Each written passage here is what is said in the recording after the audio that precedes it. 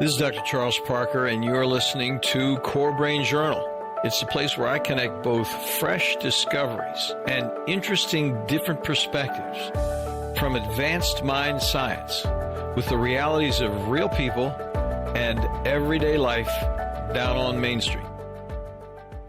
Well, welcome aboard, folks. Dr. Charles Parker here one more time. And we have another very interesting wrinkle. It's such a privilege for me to talk to the people that I get a chance to talk to and share with you and share their mind comes into and it just enlarges our way of looking at our life. And today we have one person who's exemplary in that regard. We've talked about yoga. We've even dropped the name of Paramahansa Yogananda in the past regarding meditation and the autobiography of yoga. We have a woman today who is a yoga follower who has written a book that is really in the direction of Paramahansa Yogananda's work called The Jewel of Abundance, my friends. And her name, I'm going to try to pronounce this correctly, is Yogacharya Ellen Grace O'Brien. So Yogacharya is, she tells me, a word like reverend because she is a spiritual master of a sense. So did I pronounce it correctly, ma'am? You did a great job. And Yogacharya translated means teacher of yoga. So it's really kind of more simple, really. Okay, Acharya is a teacher, and it's used as a title of respect, but that's basically what it means, that you teach yoga philosophy. Oh, fantastic. Well, that's great. It's great to get a little more language into the action. So one of the things, I'm going to introduce you and tell everybody what you're doing, and then we'll go ahead and get more into the conversation. Ellen is a teacher in the tradition of Kriya Yoga who makes ancient philosophy and practice accessible to the modern mind. Very interesting. Through her many books, including the one we mentioned a moment ago, Ellen provides events, programs. She inspires both newcomers and experienced practitioners to create lives of abundant wholeness with purpose and wisdom. She is the founder and spiritual director of the Center for Spiritual Enlightenment with headquarters in San Jose, California. And the Center for Spiritual Enlightenment is a meditation center and spiritual community in that tradition of Kriya Yoga, based on the teachings of Paramahansa Yogananda. I love his name. It's such a great name. He came to the U.S. in 1920. He wrote a book called Autobiography of Yoga, which is a deeply spiritual, interesting, transformational book. If you really want to sort of step out of yourself into a whole different time and deeper perspective, you would love that book.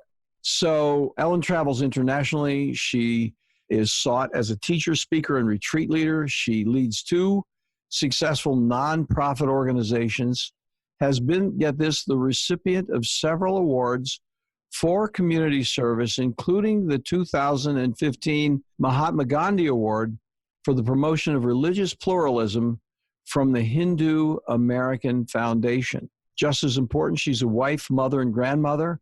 Her life in all its fullness brings the timeless Vedic teaching traditions out of ancient India into modern lifestyle for seekers of all faiths who learn and yearn for a more spiritually conscious, fulfilled way of life. Now, all that sounds pretty deep. There are a lot of words I was obviously stumbling over some of them because it's not in my ordinary vocabulary, but I think it's really interesting to bring a person with these different and profound insights into our everyday lives. Whether driving to work, we can learn something from you, and we just so much appreciate it. So thanks for joining us, Ellen. Really appreciate it.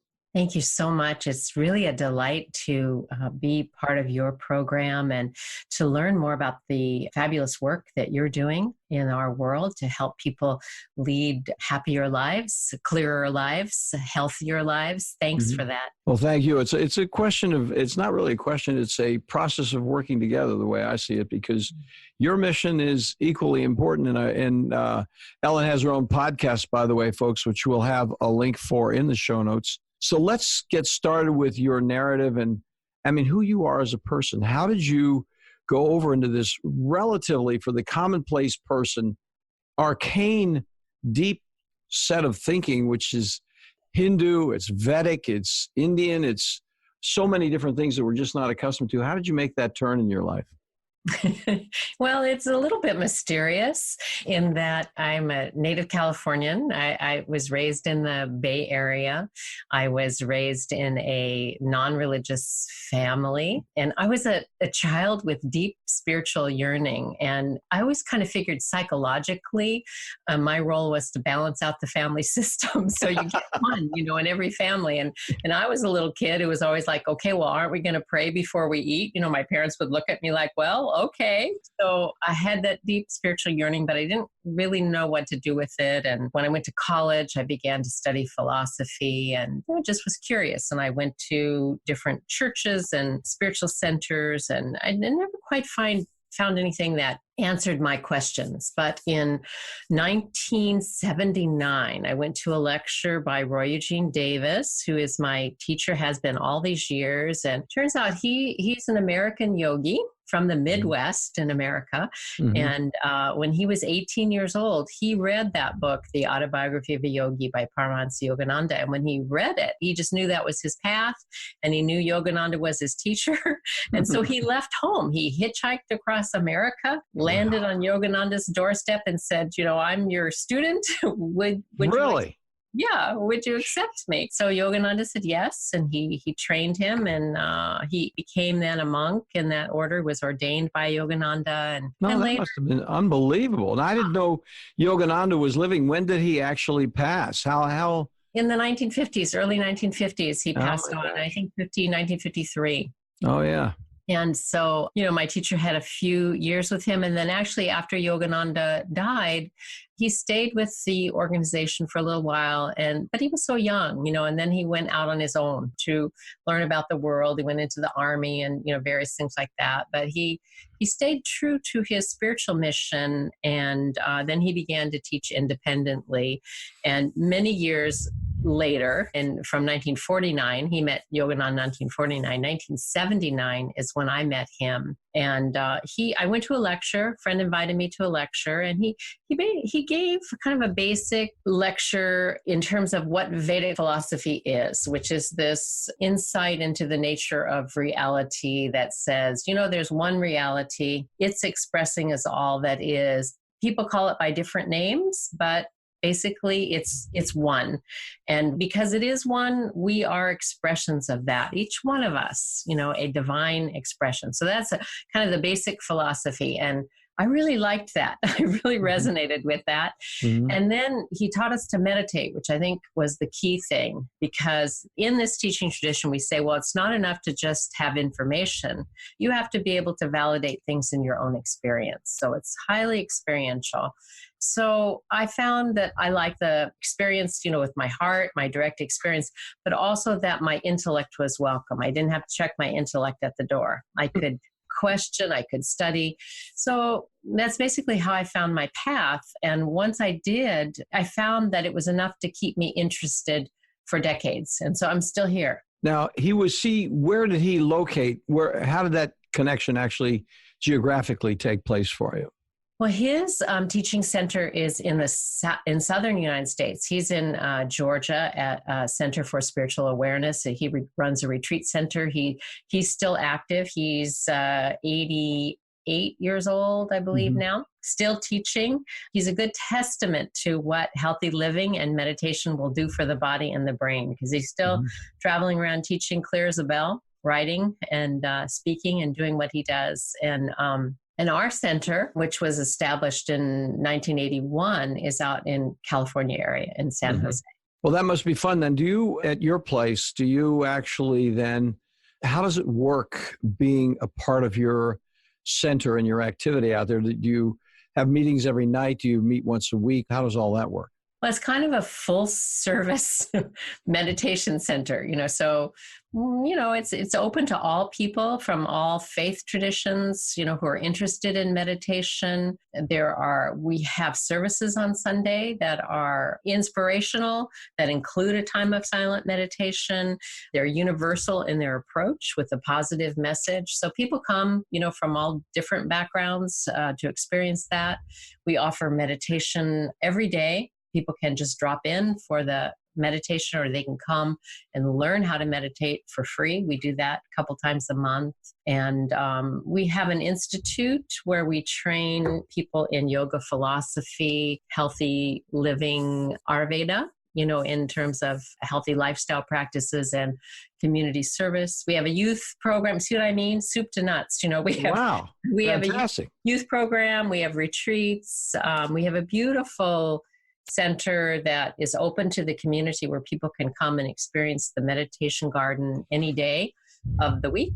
So there's probably a whole lot more that I'm leaving out, but we serve just about anybody who wants to learn about healthy lifestyle, meditation, universally oriented, positive message of spirituality. That's us. Well, I'm going to ask you a very simple question that's quite superficial in one respect, but I think of interest to our listeners, certainly to myself. The perspective that I bring to this conversation is that I practiced meditation myself for a long period of time, but I had a specific training module, and I was reading. I didn't have a person. I read a ton of different books, and they were all on Zen meditation. So I was wondering, and of course, in that situation, my wife and I took a course in guided imagery, which was a meditative experience with an inner advisor and all that. That was many years ago. And I had some very, very interesting experiences following those trainings. But I'm wondering how your type of meditation, I read Paramahansa, how does your type of meditation take place, really? And then what would be the contrast or the similarity to Zen meditation? Well, the type of meditation that you learn in Kriya Yoga is really learning how to focus the mind initially so that your thought activity becomes quieter, calmer. So it's taught very simply, like you can do that by simply observing your breath. And it is, you connect that to the actual physical sensation. We say watching the breath, but of course you're not looking at the breath, but you're attending to the breath with your awareness, and you feel the breath, the feeling of the cool air coming in your nostrils, and you feel the warmer air going out again. So you just, basically you give the mind something to focus on. So it stops moving around, jumping around from thought to sensory experience to thought. And that allows those thought waves to settle down. And in the yoga tradition, it's taught that those thought waves that occupy our minds most of the time, through sensory experience and memory and imagination and all the ways that we have thought activity, generally obscures the inner light or the consciousness itself. We're distracted. We're distracted by that. So meditation is a way of letting the mind, we don't try to stop the mind. We just give it something else to do, so that it becomes one-pointed with our attention. And when the mind becomes one-pointed, then it quiets down and you can experience your inner self. Now, do you have any specific, this is an inane question, I apologize because you're a deep person, but there are different types of meditation. The one I was familiar with, the Zen meditation, requires a certain posture, pillow, the way your hands are, a certain place that you place yourself. Is your meditation similar or different in that regard? I think it's probably similar in the sense that there's this correlation between, when the body moves, the mind moves. And so we teach seated meditation with the posture. Somebody asked a great yoga teacher, what is the best posture for meditation? And he said, the one in which the mind is still. Yeah. I thought that was so fabulous. That covers it. So basically, we teach people to sit in a comfortable position with the spine straight and comfortable so that you're not distracted by the body. But generally, the spine straight, the head erect. And probably one difference between the yoga meditation we teach and Zen meditation is that often, as I understand it, Zen meditation is eyes open and yoga meditation is eyes closed. I was doing Zen meditation wrong then. Well, maybe not. Depends on who taught it to you. It was fun. And then I would do yoga as well, do the stretches and the and all that sort of thing. So that's very interesting. So I want to turn our attention, if I can, to your book, because I think one of the reasons that we really are pleased to have you on to discuss is because you have, I'm so interested in the problem of reductionistic thinking and dichotomies because, and it's really what you alluded to for a moment as you started speaking, because so much of what we do that's counterproductive is codifying, separating, dichotomizing, and breaking things apart in some way to assess them without looking at the complexity, the entirety, and the connections. Absolutely.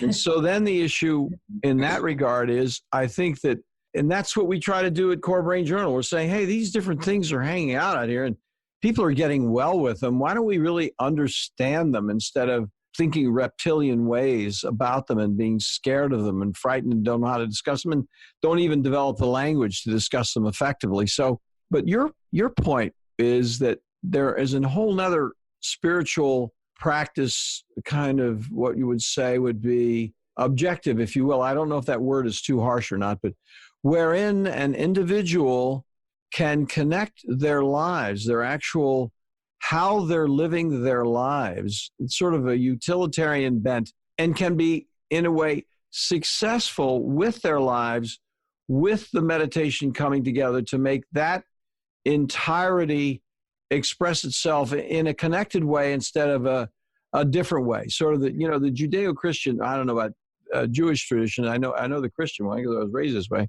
Possessions and places and things are not good. They're sort of like keep away from them and stay with the spiritual life. So could you address some of those that, I don't know that I said it very articulately, but those dichotomies between prosperity and success and spiritual practice?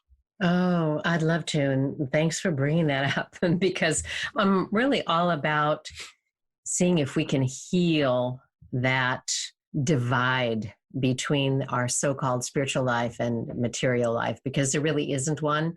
It's a continuum. We're spiritual beings living a spiritual life in really a spiritual world. So when we look at our life in that way, we find that it's so much more, it's health promoting, and it's so much more encouraging to live our life as our spiritual practice, rather than thinking that, okay, I have my spiritual practice over here, I meditate, I pray, I do whatever I do in my religious tradition, and then I go to work and live that life. Mm-hmm. No, that the ideal is that we learn how to be awake to our spiritual nature and allow that consciousness to inform all that we do.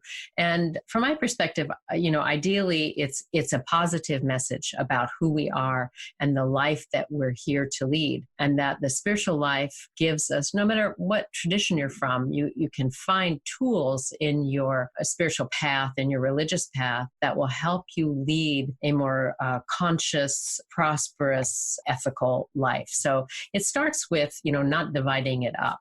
Well, as you were speaking, the thought that occurred to me, and I really hadn't thought about this before, although I knew something about the topic that we would be covering. I mean, it was pretty clear where you were going with it from just a title point of view. But the operational term occurred to me that it's really, in a way, gives a person permission to be more contributory. That it has an affirmative, it's okay to realize the fullness of yourself in your life, in your relationship with other people, and that's going to be part of the mission and part of the objective, as opposed to somehow it being selfish or guilt-provoking. Absolutely. And, what I'm looking at is that our way of being in the world allows us, let's put it this way, I'll have a little caveat with it, approached in the right way and for a higher purpose allows us actually to develop spiritually, to develop our higher potentials.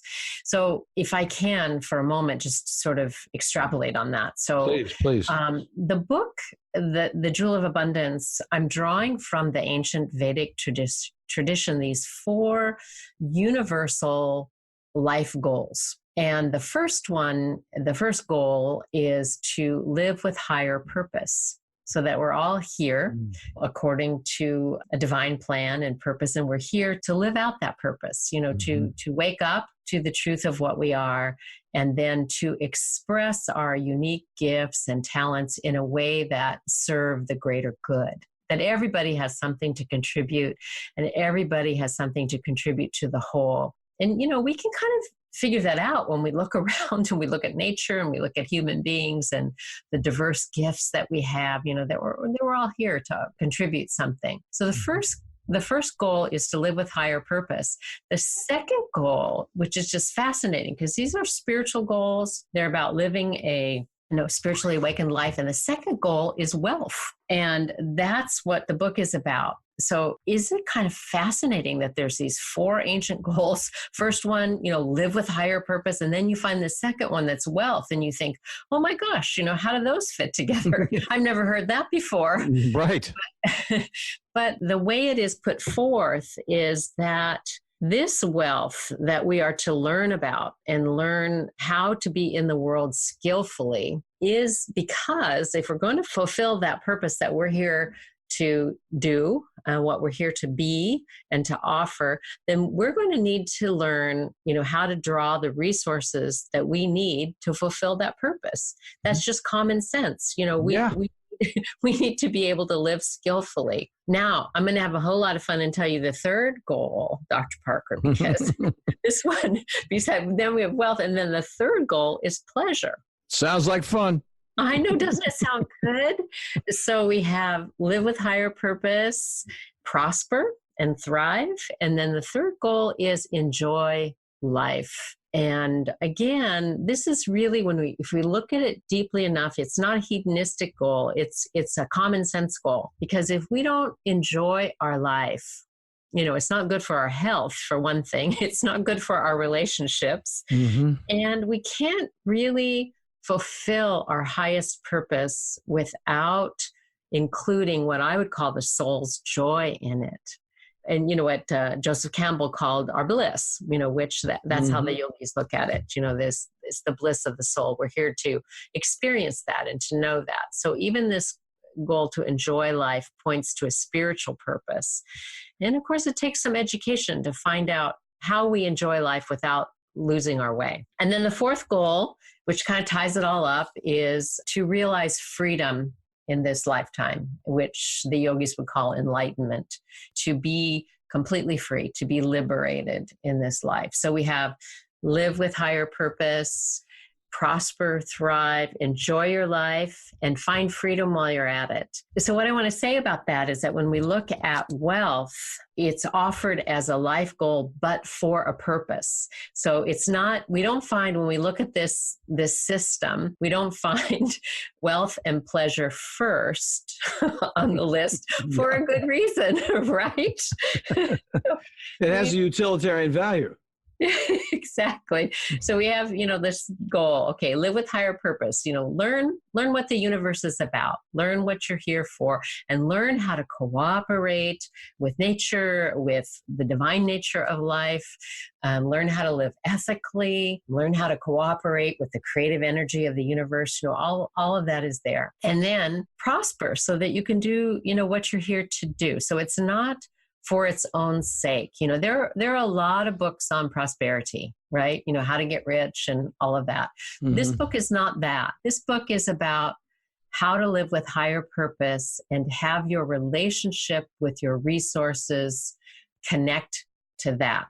Well, it sounds like resources, and please help me with this point, give you a certain internal expression of authority in terms of achieving those higher values. Because when you have wealth, which is a very large topic, it isn't necessarily dollars in the bank, but it has a certain measure of, it sounds like, internal achievement and authority associated with it that gives you permission in a way to do more of what you are really intending to do. I love that definition. That's wonderful.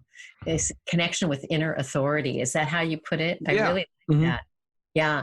And it does. It implies sort of a can-do ability, doesn't it? And I agree. And of course, the book is about that our wealth is not limited to money or to financial well-being, although that's a part of it. And, we shouldn't separate that out. But when we look deeply, we all know in a sense that our greatest wealth is our spiritual wealth or our inner resources that shows itself up as our health, as our ability to be creative, our relationships. All of that is included in our wealth. And then you can have fun with it.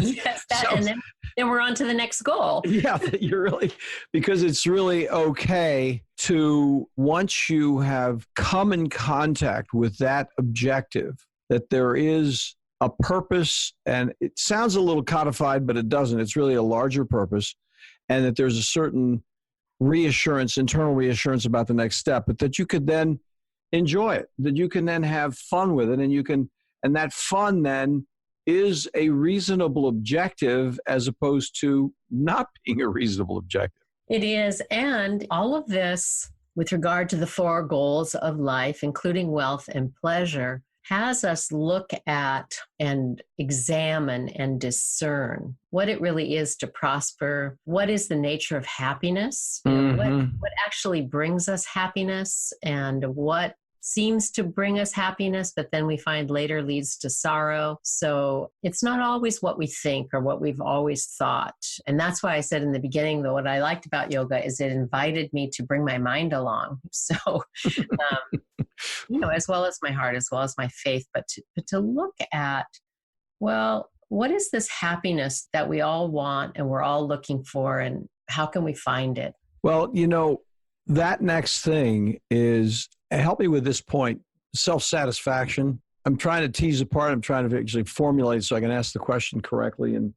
But it seems to me that one of the things that happens in the ordinary, and I say Christian just because it's my perspective, but is this whole self-satisfaction thing, that there's a little bit of a problem there in that this is contradictory to an arrest that can happen with self-satisfaction. So that what happens is, if a person gets into that pleasure, it's a living pleasure, it's a fulfillment activity that has a connectedness, as opposed to a self-fulfillment. I'm going to be happy and I'm going to be gratified and I'm going to let myself go with whatever makes me feel good, drinking 2 bottles of wine a night or whatever. Yeah.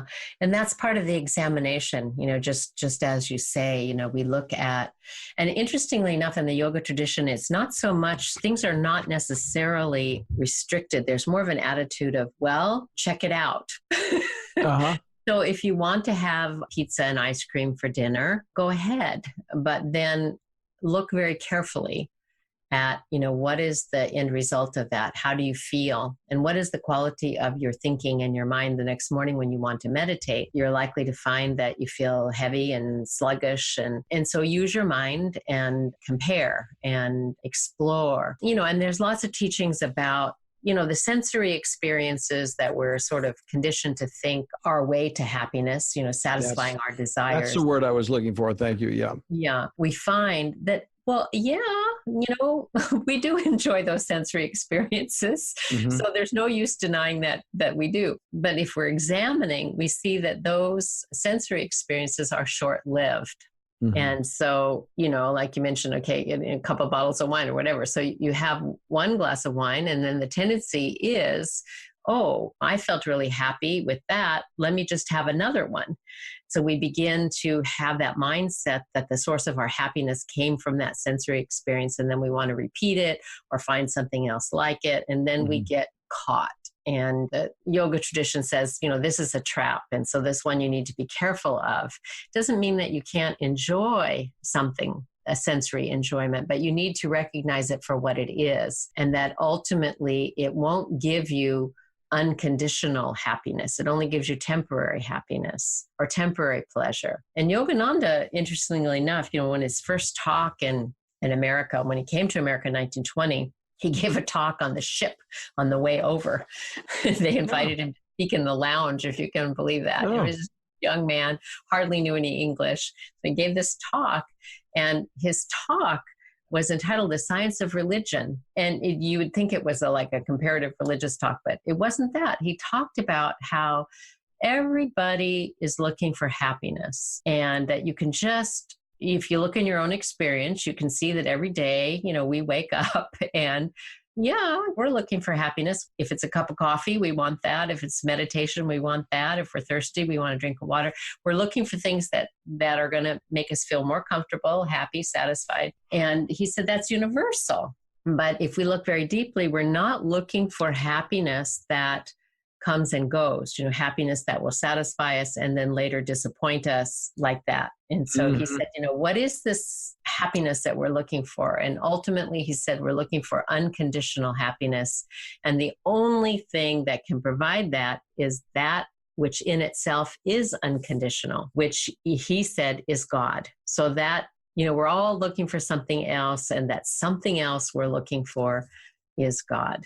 So that was his scientific way of, looking at the nature of what it is we're seeking, and, how we come to name that, which I thought was really brilliant. It's beautiful. It definitely is beautiful, because it actually is a great segue to number 4. I mean, in a way you've said number 4, but I was going to ask you to tease that apart a little bit, because I think so much is said. There's so many misunderstandings, and I don't think we could begin to cover it in, another 20 minutes or whatever, but that whole business of what enlightenment actually is, where does it actually take a person? What is the objective?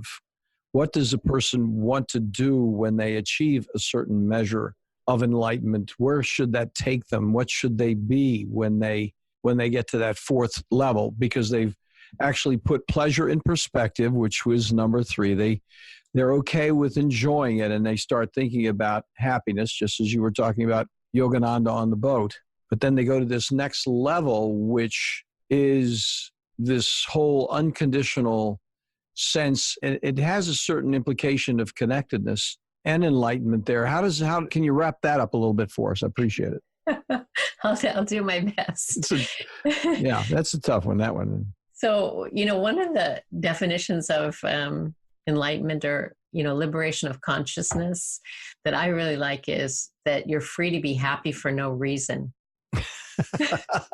That is a very interesting point. How easy is that? I mean, that's such a delightful way to say it. It's so comfortable. Yeah, it's really lovely. And actually, it's one of those, it is really kind of like a little Zen saying, isn't it? Because it makes you think, wow, what does that mean? It's like a little koan, So because, and this, when we study yoga, that the ego self, or the false self that we call it, the sense of separate identity, which, by the way, the yoga tradition is not about getting rid of the ego. It's just sort of coming to know what it is. It has an important function to play. Otherwise, we wouldn't be able to relate to other people, as who we are. But it's really loosening the grip of identifying with the ego.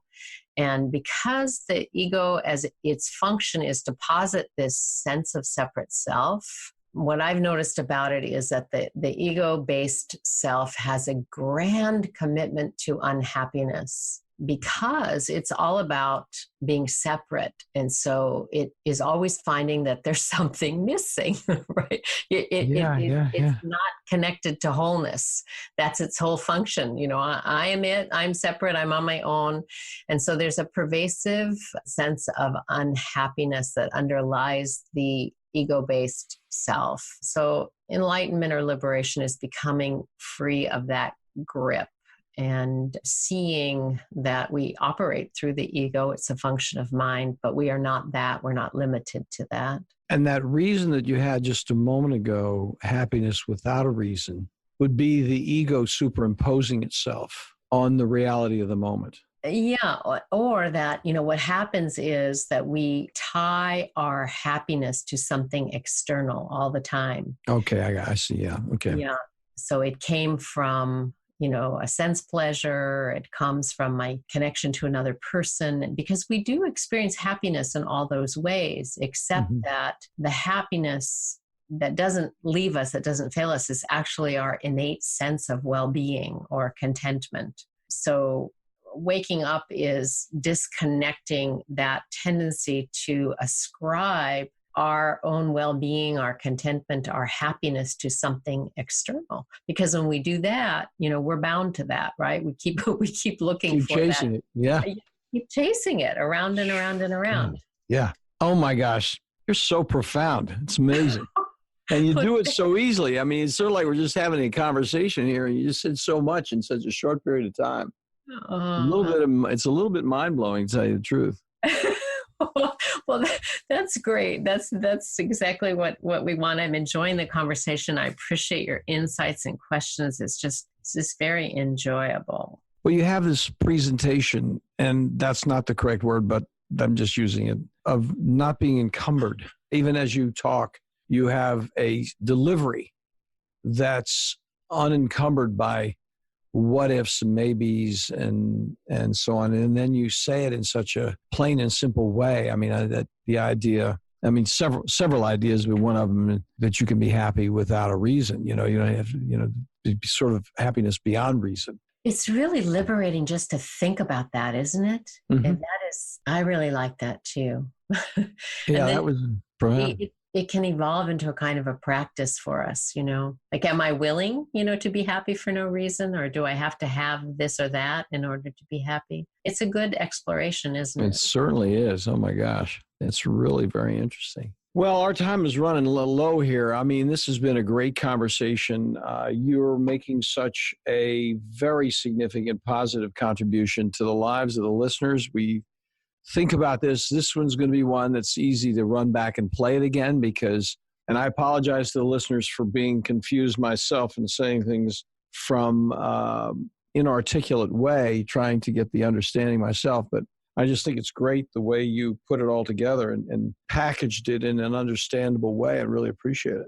Well, thank you so much. You made it really easy and enjoyable. So, I think the goals were met in our conversation today. Yeah, really. Well, I know all of us learned a lot from you. I think the thing to do is just listening to you. I don't get up to Northern California much, but I'd say, boy, that would be a fun place to hang out, just to see the evolution because people that are going to your facility are evolving, and they're in various different states of questioning themselves and their evolution, because it's an evolutionary activity, the way you think more comprehensively about your life and your contribution of your life.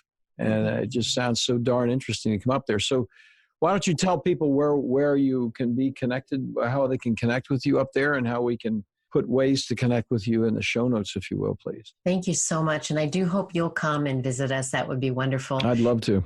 Center for Spiritual Enlightenment is located in San Jose, California, the Rose Garden area, and it's open every day.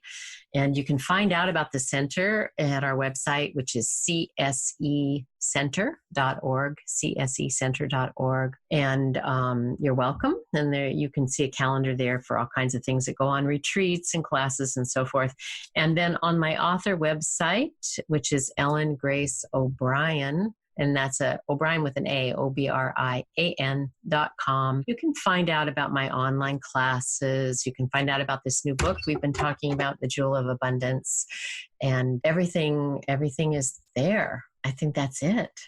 I think I have to go read the book. I'm telling you. Yeah, I hope you will. I'm definitely stimulated by the whole conversation, because I think everything you're talking about is so conspicuously present in so many conversations, in terms of just when you do psychotherapy with somebody, or if you're just talking commonplace at dinner. I mean, it just is amazing. Absolutely. And, we have another piece of our work called Carry the Vision, and carrythevision.org, where we're teaching these methods of meditation in the schools and in the prison population and, other sectors of society. And wow, what we see in the classrooms, what the teachers report when students are taught how to calm themselves and how to find their own center of well-being and happiness. It makes a profound difference in their lives. What a great title that is, Carry the Vision. And I'm stuck right now because I'm trying to think of this guy that I talked to who is in California, who's very involved with the prison population out there, who has a message that's similar but not quite as structured as yours is. And I'm going to find it. I'll send it to you because you would want to know him and he would want to know. He's just a great guy. It was a super interview, and I'll publish it in the show notes, folks, for those of you who are wondering. I won't keep it to myself. Put it in the show notes, and I'll send it out to you, Alan, because I think that's a population that is so underserved. But, in a way, it's really all of us are underserved. If we're not really thinking about this in a larger way, it doesn't matter whether you're in a prison or whether you're outside. You could be in a prison, whether you're in a prison or not, if you don't really have the vision and start thinking about these things more comprehensively. It's true, to be able to think comprehensively and to be able to live a fulfilled life. And there's so much potential that we all have wherever we are to learn more about ourselves, to learn more about how we can change our minds to help us live more effectively and more prosperously and with greater joy. So well said. Thank you. Fantastic conversation. I can't tell you how much I appreciate it. Love to have you back sometime. We have to see where all this is going to go, but I really appreciate your taking the time to be with us all. It's been profound. It's been enlightening, and it's been, in a certain sense, very reassuring to dance around these ideas a little bit. Thank you so much. I really appreciate the invitation. I'm honored to have had this conversation with you. And again, thank you for the really good work that you're doing in the world. Thank you. Rest well. Thank you. Thanks for listening to CoreBrain Journal. We're working every day behind the scenes to bring you reports that connect research benches with those street trenches. Here we share the complexity of mind science because, as you know, details really do matter. One of the most pervasive, misunderstood challenges is how commonplace medications, like those written for ADHD, are used so regularly without clear guidelines. If you think you'd like more specifics, take a minute to download my 2-page PDF packed with video links and references on the absolute essentials of how to start ADHD medications. They're easily available at CoreBrainJournal.com/start. Thanks for listening. Do connect and stay tuned. Together we can make a difference.